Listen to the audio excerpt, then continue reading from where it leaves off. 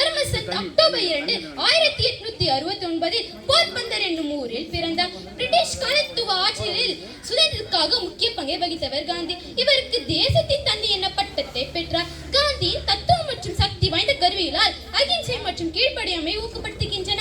காந்தியின் அரசியல் மாற்றத்திற்கான உப்பு அணிவகமே, வெள்ளை அணிய வெளியேறும் இயக்கம் உள்ளிட்ட பல்வேறு இயக்கங்களை வழிநடத்தினார்.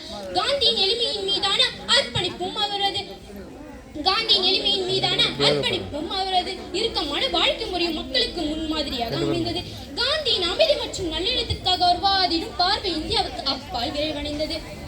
காந்தியின் போதனைகள் மார்ட்டின் லூதர் கிங் ஜூனியர் மற்றும் நெல்சன் மண்டேலா உள்ளிட்ட பல்வேறு இயக்கங்கள் தலைவர்கள் மற்றும் அலுவலர்களை ஊக்கப்படுத்தின. துன்பங்களை எதிர்கொண்டாலும் அகிம்சை குறிப்பிடத்தக்க மாற்றத்தை கொண்டு வரும். எனவே மகாத்மா காந்தி கொள்கைகளின் நீதியும் நிலவும் பாடுபடுவோம் என்று கூறி விடைபெறுகிறேன். எனக்கு வாய்ப்பளித்த நல்ல உங்களுக்கு நன்றி, வணக்கம்.